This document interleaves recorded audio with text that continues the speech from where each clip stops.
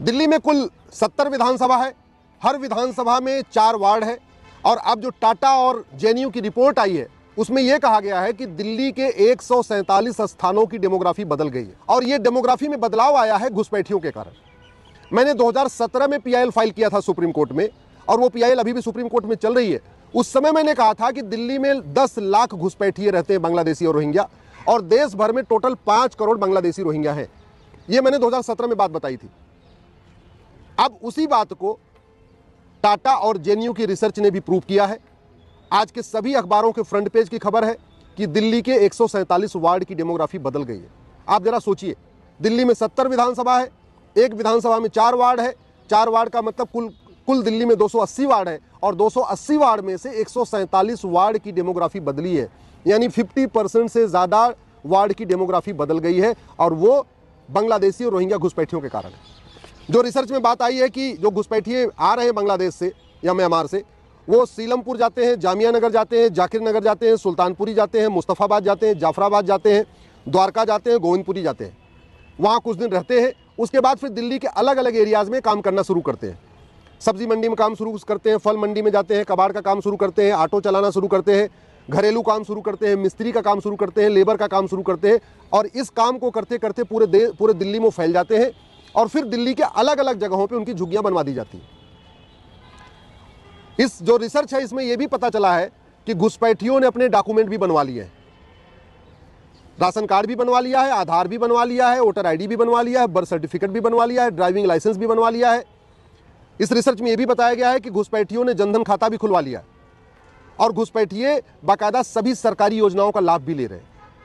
जो बातें मैंने 2017 में कही थी वो सारी की सारी बातें इस रिपोर्ट में आई हैं, सच साबित हुई हैं। मैं बार बार कह रहा हूं, केवल दिल्ली नहीं, भारत के जितने प्रमुख शहर हैं, जितने हमारे राज्यों की राजधानियां हैं, जितने हमारे राज्यों में बड़े बड़े शहर हैं, वहां सभी पे बड़े प्लान्ड वे में बांग्लादेशी रोहिंग्या घुसपैठियों को बसाया जा रहा है। और बसाया इसलिए जा रहा है कि जो हमारा ये कानून है, फॉरेनर एक्ट, ये इतना घटिया है कि ना घुसपैठियों को सजा मिलती है, ना घुसपैठियों के मददगारों को सजा मिलती है। घुसपैठिए बॉर्डर पे 2000 रुपए दे के आते हैं, अंदर आते हैं, 2000 रुपए में वो आधार बनवा लेते हैं। जब एक डॉक्यूमेंट बन जाता है 2000 रुपए और देते हैं, राशन कार्ड बन जाता है। जब 2 डॉक्यूमेंट बन जाता है फिर वो दलाल को पकड़ते हैं, 2000 रुपए में उनका बर्थ सर्टिफिकेट बनवा लेते हैं। फिर दलाल को पकड़ते हैं, 2000 रुपए में उनका निवास प्रमाण पत्र बन जाता है। फिर वो जनधन खाता खुलवा लेते हैं। फिर किसी नेता को मिलते हैं, उनका वोटर आईडी में नाम जुड़वा देता है। लेकिन आज तक किसी घुसपैठियों की मदद करने वालों को सजा नहीं हुई। उसका मूल कारण है 1946 का बना हुआ ये घटिया फॉरेनर एक्ट। अगर ये घटिया फॉरेनर एक्ट नहीं खत्म किया गया, नहीं बदला गया, तो भारत में घुसपैठियों का आने का सिलसिला नहीं रुकेगा। घुसपैठी आते जाएंगे और यहां बसते जाएंगे और डेमोग्राफी बदलते जाएंगे। समाधान यही है कि ये तत्काल इस फॉरेनर एक्ट को बदला जाए और भारतीय न्याय संहिता में संशोधन किया जाए। इस बीएनएस में एक नया चैप्टर जोड़ा जाए, ऑफेंस रिलेटिंग टू इन्फिल्ट्रेशन। घुसपैठ नियंत्रण के लिए इस भारतीय न्याय संहिता में एक नया चैप्टर जोड़ा जाए। घुसपैठ को राष्ट्र की सुरक्षा के लिए खतरा घोषित किया जाए और सभी राज्य सरकारों से कहा जाए कि घुसपैठियों और उनके मददगारों पर एनएसए लगाएं। घुसपैठ को देश की एकता अखंडता के लिए खतरा घोषित किया जाए और सभी राज्य सरकारों से, सभी राज्यों के डीजीपी और चीफ सेक्रेटरी को रिटर्न में चिट्ठी देकर कहा जाए कि आप घुसपैठियों और उनके मददगारों पे यूएपीए लगाइए। घुसपैठ को वेजिंग वॉर डिक्लेयर किया जाए। वेजिंग वॉर के लिए इस भारतीय न्याय संहिता में प्रावधान है। वेजिंग वॉर पे आजीवन कारावास, फांसी का प्रावधान है। लेकिन आज तक घुसपैठ को वेजिंग वॉर डिक्लेयर नहीं किया गया, इसलिए किसी भी राज्य की पुलिस घुसपैठियों पे वेजिंग वॉर की धारा नहीं लगा रही है। न घुसपैठियों पे वेजिंग वॉर की धारा लगा रही है, न उनके मददगारों पे वेजिंग वॉर की धारा लगा रही है। घुसपैठ एक संगठित अपराध है और जो संगठित अपराध होता है उससे निपटने के लिए सभी राज्यों के पास अपना कानून है। महाराष्ट्र के पास मकोका है, गुजरात के पास गुजकोका है, यूपी के पास गैंगस्टर एक्ट है, किसी राज्य के पास गुंडा एक्ट है। अलग अलग नाम से सबके पास कानून है, लेकिन उन कानूनों का उपयोग न घुसपैठियों के खिलाफ हो रहा है, न उनके मददगारों के खिलाफ हो रहा है। इसीलिए तत्काल सभी राज्य सरकारों को रिटर्न में चिट्ठी लिख के कहना चाहिए कि आप घुसपैठियों के मददगारों पे आप गैंगस्टर एक्ट लगाइए, मकोका लगाइए, गुजकोका लगाइए। घुसपैठ अपने आप में सबसे बड़ा देशद्रोह है और घुसपैठियों की मदद करना तो सबसे बड़ा देशद्रोह है। लेकिन न घुसपैठियों पे देशद्रोह की धारा लग रही है जो अवैध रूप से आ रहे, न घुसपैठियों के मददगारों पे देशद्रोह की धारा लग रही है। जब तक ये फॉरेनर एक्ट खत्म नहीं होगा और जब तक भारतीय न्याय संहिता में एक नया चैप्टर नहीं जुड़ेगा, ऑफेंस रिलेटिंग टू इन्फिल्ट्रेशन, जब तक घुसपैठियों और उनके मददगारों के खिलाफ एनएसए, यूएपीए, वेजिंग वॉर, देशद्रोह और गैंगस्टर नहीं लगेगा, जब तक घुसपैठियों और उनके मददगारों की 100% प्रॉपर्टी नहीं जब्त होगी, उनकी नागरिकता नहीं खत्म होगी, उनको आजीवन कारावास नहीं दिया जाएगा, तब तक घुसपैठ बंद नहीं होगी।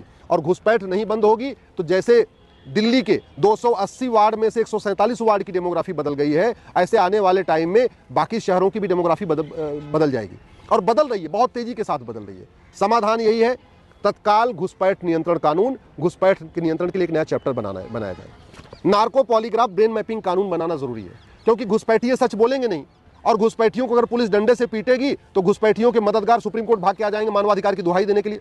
और दे रहे, हमने 2017 में जो PIL फाइल किया है, घुसपैठियों को डिटेक्ट करो, घुसपैठियों को डिटेन करो, घुसपैठियों को डिपोर्ट करो, उसके खिलाफ बहुत सारी याचिकाएं फाइल हो गई है, और बहुत सारे बड़े बड़े वकील अपीयर भी कर रहे हैं घुसपैठियों के समर्थन में। तो जब तक नार्को पॉलीग्राफ ब्रेन मैपिंग कानून नहीं बनेगा, घुसपैठियों को नार्को टेस्ट करके, पॉलीग्राफ टेस्ट करके नहीं पूछा जाएगा कि तुम बॉर्डर पे अंदर कैसे आए, और यहां आए तो तुम्हें बंगाल बॉर्डर से, असम के बॉर्डर से यहां तक कौन लाया, और यहां आए तो तुम्हारी झुग्गी किसने बनवाई, तुम्हारा आधार किसने बनवाया, तुम्हारा राशन कार्ड किसने बनवाया, तुम्हारा ड्राइविंग लाइसेंस किसने बनवाया, तब तक पूरी सच्चाई सामने नहीं आएगी। और जब तक केवल घुसपैठियों पे कार्रवाई होगी, तब तक घुसपैठ बंद नहीं होगी। घुसपैठियों के मददगारों पे पहले कार्रवाई होनी चाहिए, घुसपैठियों पे उसके बाद में होना चाहिए, तब कानून का खौफ पैदा होगा। और अगर हम सोच रहे हैं कि NRC करके घुसपैठियों को आइडेंटिफाई कर लेंगे, तो घुसपैठिए 6 करोड़ हो चुके हैं। हमने असम में NRC किया था और वो फेल हो गई। क्यों? क्योंकि जब वहां रजिस्टर बनाने के लिए लेखपाल पटवारी गए, घुसपैठियों ने फिर 2-2 हज़ार पकड़ा दिया, और नतीजा ये हुआ कि घुसपैठियों का नाम तो रजिस्टर में एंट्री कर लिया और असम के लोगों का नाम छोड़ दिया। बाद में फिर वहां हंगामा हुआ, पता चला असम के जो असली लोग हैं वो तो उनका नाम बाहर हो गया रजिस्टर से, घुसपैठियों का नाम जुड़ गया था। तो भ्रष्टाचारियों पे कठोर कार्रवाई करनी पड़ेगी। आपको घूसखोरी को देशद्रोह घोषित करना होगा, भ्रष्टाचार को देशद्रोह घोषित करना होगा। अभी अपने बंगाल बॉर्डर पे एक BSF का कमांडेंट पकड़ा गया था, उसके पास 22 करोड़ रुपए हवाला के जरिए फंडिंग आई थी। आप सोचिए, 22 करोड़ रुपए जिसके पास फंडिंग आई, उसने कितने घुसपैठियों को अंदर कराया होगा, तब तो 22 करोड़ आया ना। तो ये कड़वी सच्चाई है। भ्रष्टाचार जब तक नहीं रुकेगा तब तक घुसपैठ नहीं रुकेगी, और जब तक कठोर कानून नहीं बनेगा तब तक न भ्रष्टाचार रुकेगा न घुसपैठ रुकेगी। अगर भ्रष्टाचार नहीं रुका, घुसपैठ नहीं रुकेगी, तो भारत की डेमोग्राफी बदलती जाएगी। और अब बड़े चालाकी से ये घुसपैठिए हिंदू नाम से सारी डॉक्यूमेंट बनवा रहे हैं। अब ये घुसपैठिए सोनू, मोनू, डब्बू, बबलू, पप्पू ऐसे नामों से सारे डॉक्यूमेंट बनवा रहे हैं, क्योंकि जिससे किसी को शक न हो। अब ये घुसपैठिए बाकायदा तिलक भी लगाते हैं, घुसपैठिए बाकायदा यहाँ पे हाथ में रक्षा भी पहनते हैं, राम राम भी बोल रहे हैं, सब कुछ कर रहे हैं। लेकिन ये कुछ दिन के बाद जैसे इनको मकान वकान मिल जाएगा, सरकारी योजनाओं का लाभ मिल जाएगा, फिर बोलेंगे अब तो हम कन्वर्ट हो रहे हैं, अब तो हम इस्लाम कबूल कर रहे हैं। ये कड़वी सच्चाई है। घुसपैठिए सारी सरकारी योजनाओं का लाभ ले रहे हैं, जहां झुग्गी वहां मकान, उस योजना का भी लाभ ले रहे हैं। केंद्र सरकार की वजीफा भी ले रहे हैं घुसपैठिए, केंद्र सरकार की जितनी भी जन कल्याणकारी योजनाएं हैं उसका घुसपैठिए लाभ ले रहे हैं, राज्य सरकारों की जन कल्याणकारी योजनाओं का लाभ ले रहे हैं, मुफ्त में राशन ले रहे हैं, मुफ्त में मकान भी ले रहे हैं, मुफ्त में लोन भी ले रहे हैं, मुद्रा लोन भी ले रहे हैं, सारी सरकारी योजनाओं का लाभ ले रहे हैं। क्यों? क्योंकि उन्होंने सारे डॉक्यूमेंट बनवा लिए। तो इनको NRC करके ढूंढ पाना बहुत मुश्किल है।